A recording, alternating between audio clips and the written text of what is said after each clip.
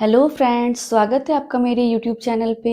आज मैं आप लोगों को क्लास 10 मैथ्स एक्सरसाइज 3.3 का क्वेश्चन नंबर 2 का 3 बताने जा रही हूँ। तो देखते हैं क्वेश्चन 3 क्या कहता है। The sum of the digits of a 2 digit number is 9, है ना। तो क्या कह रहा है कि 2 डिजिट्स का सम, है ना, क्या है, 9 है। ऑल्सो 9 टाइम्स दिस नंबर, इसी नंबर का 9 टाइम्स जो है ट्वाइस हो जाता है इस नंबर को रिवर्स करने पे, ना, reversing the order of the digits, find the number. तो फ्रेंड्स, अगर कोई 2 डिजिट का नंबर है तो उसमें वंस और टेंस तो होंगे ही। तो हम लोग क्या करेंगे, वंस डिजिट को x मान लेंगे और टेंस को y मान लेंगे। Let ones digit is equal to x, ठीक है, and tens digit is equal to y। अब फ्रेंड्स, अगर वंस डिजिट ये हुआ और टेंस ये है तो वो नंबर क्या हो जाएगा फिर। तो लिखेंगे number is equal to 10y plus x। तो ऐसा क्यों हुआ कि वंस डिजिट पे x है और प्लस के साथ 10y है। तो फ्रेंड्स, इसको समझते हैं पहले। जैसे मान लीजिए कोई 2 डिजिट नंबर 23 है, ठीक है।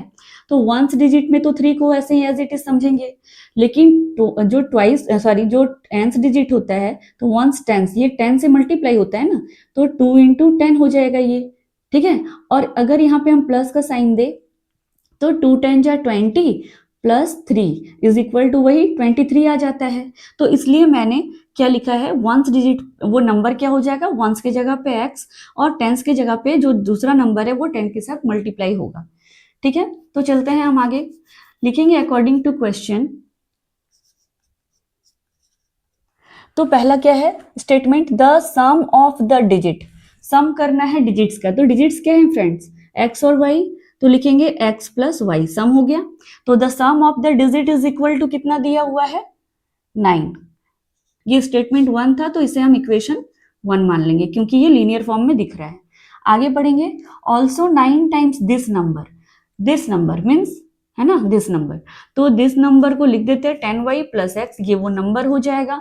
तो ऑल्सो 9 टाइम्स दिस नंबर, तो इस नंबर का 9 टाइम्स करना है, कर दिया मैंने। Is means is equal to twice, तो ट्वाइस मतलब दो गुना हो गया। Twice the number, twice the number, कौन सा number, obtain by reversing the order of the digits, मतलब रिवर्स कर देना है किसको, डिजिट्स को। तो जो y की जगह पे है वहां पे x आ जाएगा और जहां पे x था वहां पे y आ जाएगा, रिवर्स हो गया, उल्टा हो गया। अब इस स्टेटमेंट को कंप्लीट करेंगे, लीनियर फॉर्म में चेंज करते हैं। तो 10y को 9 से मल्टीप्लाई करेंगे फ्रेंड्स तो 90y हो जाएगा, प्लस 9 को भी x से मल्टीप्लाई करेंगे तो 9x हो जाएगा, 2 को 10 से मल्टीप्लाई करेंगे तो 20x हो जाएगा, प्लस 2 को y से मल्टीप्लाई करेंगे तो 2y हो जाएगा। अब क्या करेंगे, है ना, x वाले को दोनों को इस साइड ले आते हैं। तो यहाँ पे क्या है, 9x है, 20x को अगर इधर बुलाएंगे तो माइनस में हो जाएगा 20x is equal to 2y पहले से इधर है, और 90y को अगर इधर बुलाएंगे तो माइनस में 90y हो जाएगा, ठीक है।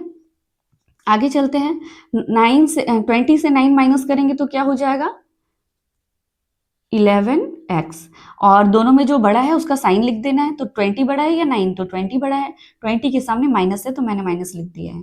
इसी तरह इसे भी माइनस करेंगे तो क्या आ जाएगा 88y, और ये भी माइनस में होगा क्योंकि 90 बड़ा है। तो देखिए फ्रेंड्स, माइनस माइनस क्या हो जाएगा, कैंसिल हो जाएगा, है ना। आगे सॉल्व करेंगे तो ये क्या हो जाएगा 11x, 88 को अगर इधर बुलाएं तो 88 माइनस में हो जाएगा और उस साइड क्या बचेगा, कुछ भी नहीं, तो 0 लिखेंगे। अब ये इक्वेशन 2 बन चुका है। अब हम लोग इक्वेशन 1 और 2 को सॉल्व करेंगे एलिमिनेशन मेथड से। तो फ्रेंड्स देखते हैं इक्वेशन 1, है ना, मैंने क्या कहा था आपको कि इन दोनों के फर्स्ट डिजिट को इक्वल करना होता है, ठीक है। तो यहाँ पे 11 है तो इसे भी 11 करना होगा, तो इसे 11 करने के लिए क्या करना होगा, 11 से सबको मल्टीप्लाई करेंगे। तो लिखेंगे equation 1 into 11 and equation 2 into 1, क्योंकि इसके फर्स्ट डिजिट में क्या है, 1 है, कुछ नहीं है, तो इसलिए इसे 1 से मल्टीप्लाई करेंगे। आगे चलते हैं, तो 1 को 11 से मल्टीप्लाई करना है, तो इक्वेशन 1 हमारा ये है, 11 से मल्टीप्लाई करते हैं, देखते हैं। 11x हो गया प्लस 11 इंटू वाई 11y हो जाएगा, 11 इंटू 9 99 हो जाएगा। इसी तरह इक्वेशन 2 को 1 से मल्टीप्लाई करना है। तो फ्रेंड्स 1 से मल्टीप्लाई करने पे तो ये एज इट इज रह जाएगा 88, 1 जा 88 है ना, और ये 0। अब क्या करते हैं हम लोग, सब्ट्रैक्ट करते हैं, तो यहाँ पे लिखेंगे सब्ट्रैक्ट। ठीक है, तो सब्ट्रैक्ट करने के लिए मैंने आप लोगों को क्या बताया कि साइन को चेंज करते हैं। यहाँ पे कुछ नहीं है, मीन्स यहाँ पे प्लस है तो प्लस का उल्टा यहाँ पे माइनस दे देंगे, यहाँ पे माइनस है तो यहाँ पे उल्टा प्लस कर देंगे, यहाँ पे प्लस है तो यहाँ माइनस कर देंगे। अब देखिए 11 से 11x माइनस करेंगे तो क्या हो जाएगा, 0x कैंसिल हो गया। अब प्लस में है, ये भी प्लस में, तो प्लस प्लस क्या होता है, प्लस ही होता है, तो ऐड कर देंगे तो क्या हो जाएगा 99y। और फ्रेंड्स यहाँ पे 99 से अगर 0 माइनस किया जाए तो कोई फर्क पड़ेगा, कुछ भी नहीं, 0 को ऐड करो या माइनस करो कोई फर्क नहीं पड़ता, तो ये 99 एज इट इज रह जाएगा।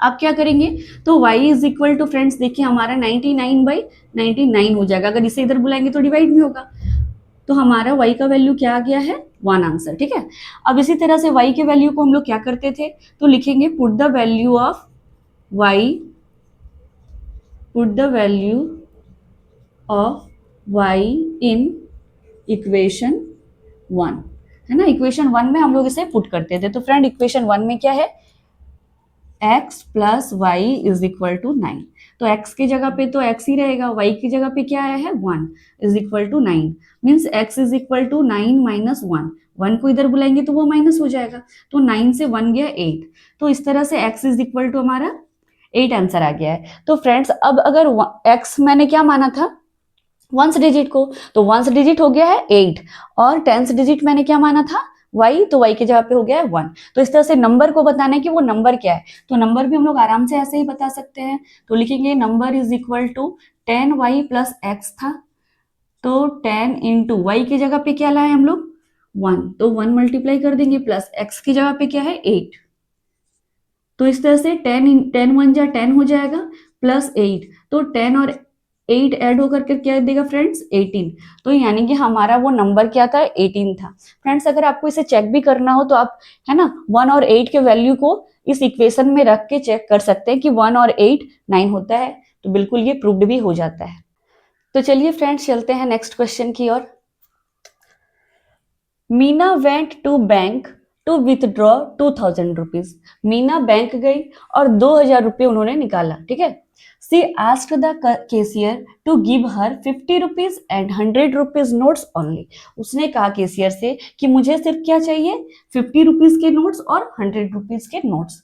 फिर क्या है friends, Meena got 25 notes in all, Meena को कितना मिला टोटल 25 नोट मिला है, तो बताइए find how many notes of ₹50 and ₹100 she received, तो आपको बताना है कि उसने कितने 50 रुपए के नोट लिए और 100 रुपीज के नोट लिए।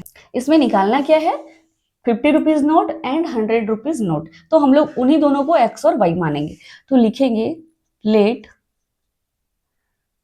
Number of 50 rupees notes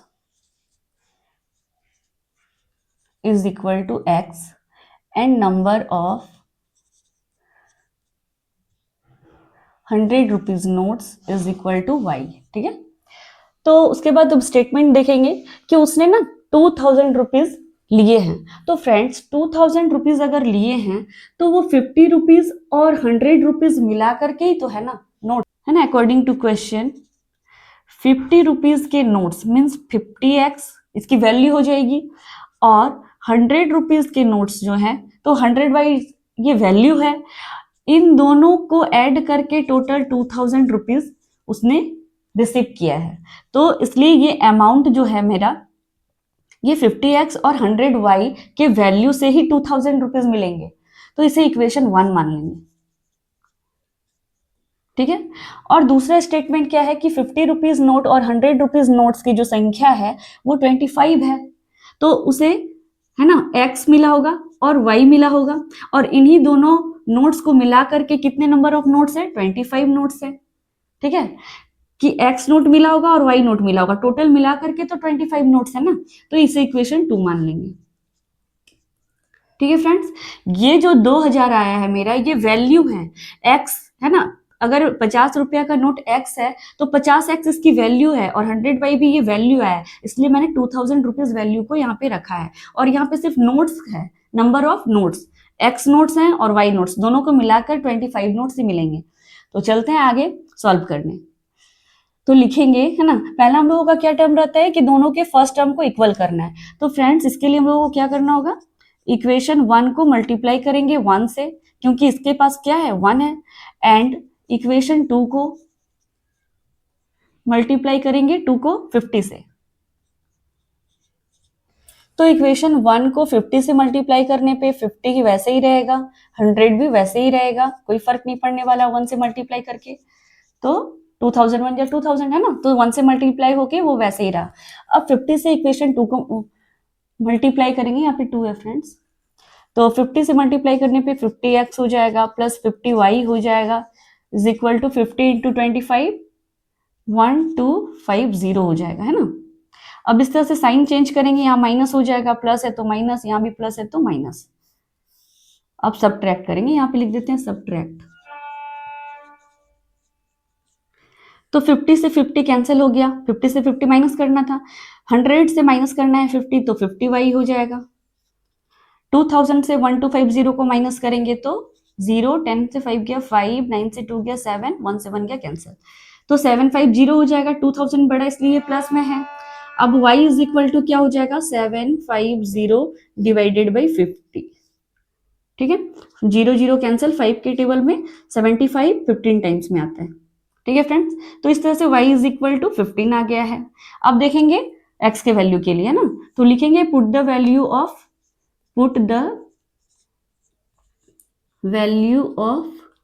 y in equation 1।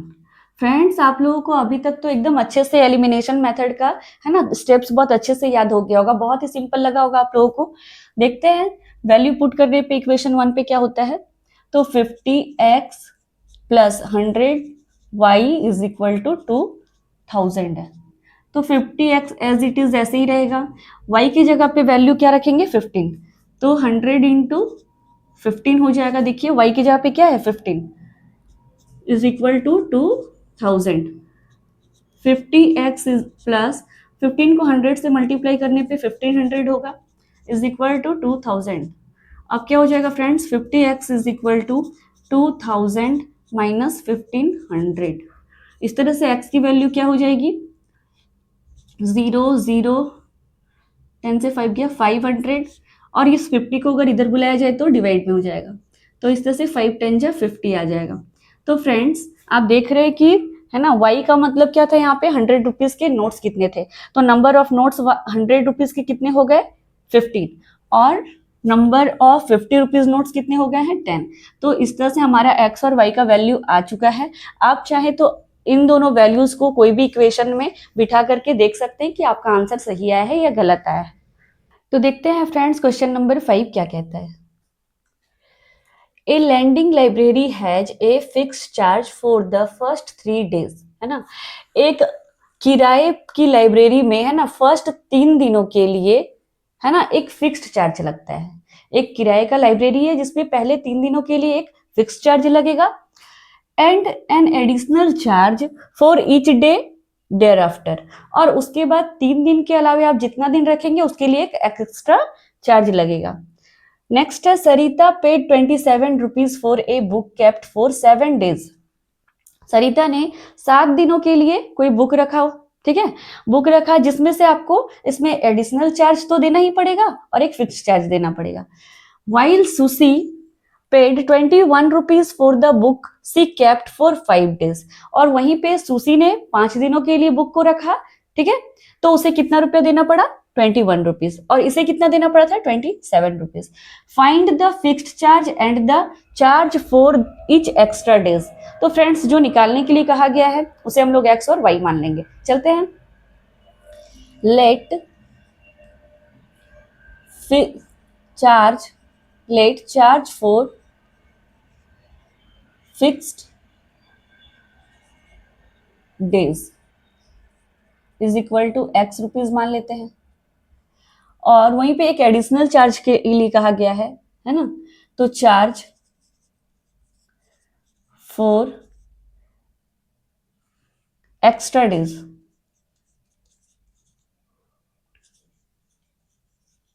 Is equal to Y rupees. ठीक है फ्रेंड्स, अब पढ़ेंगे क्वेश्चन को। तो अकॉर्डिंग टू क्वेश्चन पहला स्टेटमेंट देखेंगे, A lending library has fixed charge for the first 3 days and additional charge for each day thereafter. Sarita ने क्या किया है, 27 रुपीज पेड किया है 7 दिनों के लिए।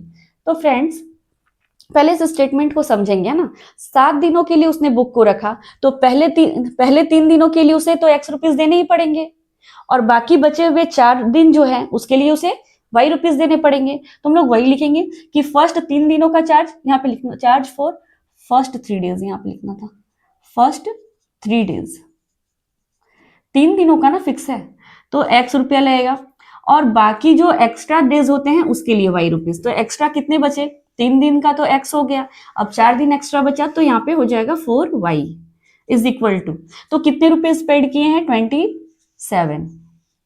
ये इक्वेशन 1 हो गया।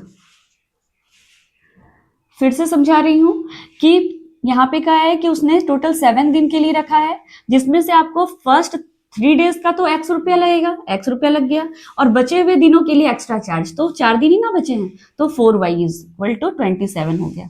अब नेक्स्ट स्टेटमेंट देखेंगे कि वहीं पे सुशी ने 21 रुपीज पेड किए हैं, तो सुशी के लिए 21 रुपीज पेड करना पड़ा, लेकिन किस लिए, तो उसने 5 days के लिए बुक को रखा था। तो फ्रेंड्स 5 days में से 3 days के लिए तो एक्स रुपया लगेगा, 3 दिनों का तो एक्स लगेगा, अब बचे हुए के लिए एक्स्ट्रा पैसे लगेंगे, तो बचे हुए दिन कितने हो गए, 3 दिन तो हो गया, तो बचा कितना और 2 दिन, तो 2y हो जाएगा, और 21 रुपीज ये पे करना होगा। तो इक्वेशन 2 ये हमारा हो जाएगा। तो देखेंगे अब इन दोनों को सॉल्व करना है। तो फ्रेंड्स देखिए, इसका पहला और पहला टर्म तो इक्वल है, तो ये तो बहुत सिंपल हो गया, इसे डायरेक्ट क्या करेंगे, सब्ट्रैक्ट कर देंगे। तो साइन चेंज करना पड़ता है सब्ट्रैक्ट के लिए, यहाँ पे कुछ नहीं है तो प्लस, प्लस के जगह पे माइनस देंगे, प्लस है तो माइनस देंगे, यहाँ भी प्लस है तो माइनस देंगे। इस तरह से x माइनस एक्स क्या हो जाएगा फ्रेंड्स, कैंसिल हो जाएगा। 4y से माइनस करना है 2y को, तो 2y रहेगा, 4 बड़ा है इसलिए यहाँ पे ये प्लस ही रहेगा, इक्वल टू 27 से 21 को माइनस करना है, तो क्या हो जाएगा friends, 6 days। y is equal to 6 तो रहेगा, 2 को इस साइड बुलाएंगे तो डिवाइड में हो जाएगा, 2 3 जा 6, तो इस तरह से y इज इक्वल टू हमारा 3 आ गया है। अब क्या करते हैं, तो y के वैल्यू को इक्वेशन 1 में पुट कर देते हैं, 2 में भी पुट कर सकते हैं, तो हम लोग तो हमेशा 1 में ही करते हैं, तो चलिए 1 में ही कर लेते हैं। तो लिखेंगे पुट द वैल्यू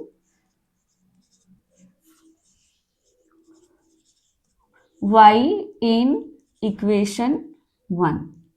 तो इक्वेशन 1 में क्या था, x plus 4y is equal to 27। Solve करते हैं, तो x के जगह पे कुछ नहीं है अभी, तो x ही रहने देंगे, 4y के जगह पे क्या लिखेंगे, 3 को, तो y की जगह पे 3 को, यहाँ पे मल्टीप्लाई मैं क्यों दे रही हूँ, क्योंकि ये जब भी कोई टर्म है ना वेरिएबल नंबर के साथ अगर ऐसे सटे हुए हो तो यहाँ पे मल्टीप्लाई का साइन छुपा होता है। 27, अब x प्लस 4 3 जा 12 इज इक्वल टू 27। अब x की वैल्यू क्या हो जाएगी, तो 27 माइनस 12, दैट इज 7 से 2 गया 5, 2 से 1 गया 1, तो x इज इक्वल टू 15 आ जाएगा। तो इसका मतलब क्या हुआ फ्रेंड, कि आपका जो 3 दिनों का फिक्स्ड चार्ज था वो x था, मतलब 3 दिन है ना बुक रखने पे आपको 15 रुपए तो लगेंगे ही, लेकिन इसके अलावा अगर आप एक्स्ट्रा डेज ले रहे हैं तो आपको 3 रुपए करके एक एक दिन है ना एक्स्ट्रा चार्ज लगेंगे। तो वैल्यू आप पुट करके इस इक्वेशन को है ना चेक भी कर सकते हैं कि आपका आंसर सही है या गलत। x की वैल्यू को यहाँ पे रखेंगे और y की वैल्यू को यहाँ पे, देखिए इन दोनों को सॉल्व करने पे 27 आता है, तो आपका आंसर बिल्कुल सही है।